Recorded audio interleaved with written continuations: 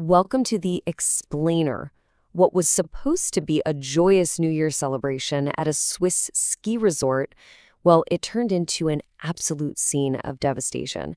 So today, we're going to walk through what we know about what happened at Crans, Montana, piece together how this horrific fire started, and look at the tough questions that are still unanswered in the wake of this tragedy.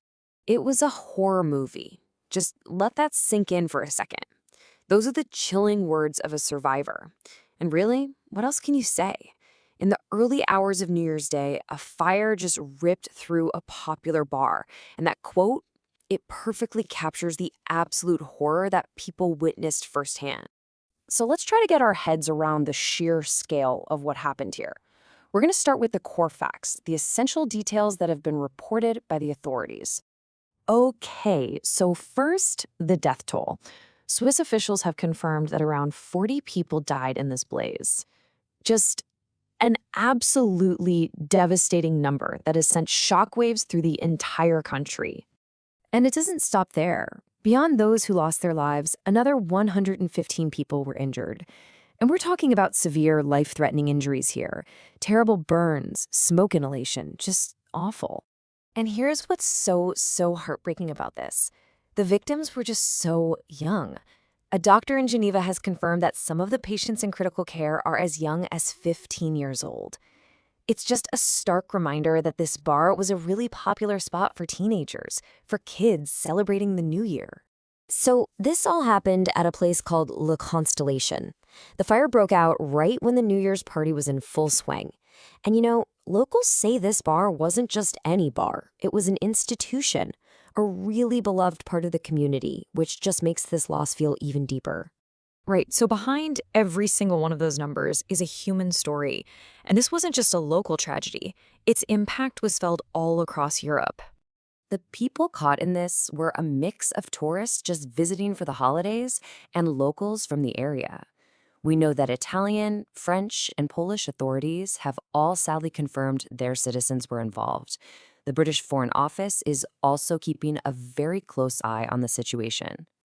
And now you start to see the faces behind the statistics. This is 16-year-old Giovanni Tamburi. He's missing. The last his mother heard from him was a New Year's message he sent. He was there with friends who thankfully managed to get out, but he didn't. Then there's 15-year-old Alice Kalergis. She's also unaccounted for. Her brother is desperately posting on social media, just pleading for any information, any news at all. And what's even more terrifying is that she was at the bar with 3 of her friends, and they're all missing too.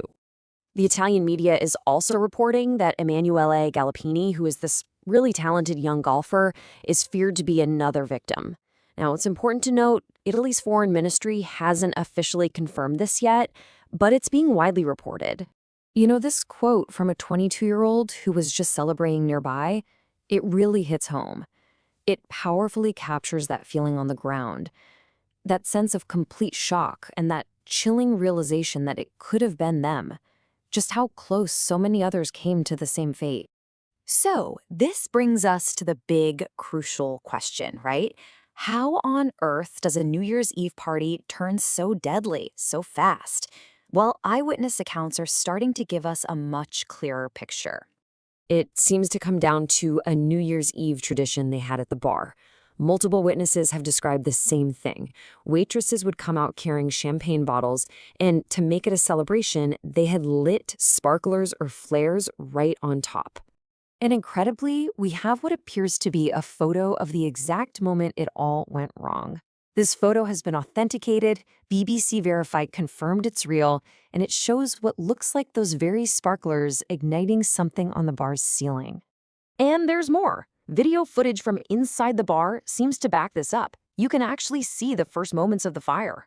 The music is still playing, people don't realize the danger yet, and you can see someone trying, desperately to beat out these flames on the ceiling with a cloth. Just a completely futile attempt as the fire grew so quickly. So, okay, the eyewitness accounts, the photos, the video, they paint a pretty compelling picture. But look, the official investigation is really just getting started, and there are still so many critical questions that we just don't have answers to yet.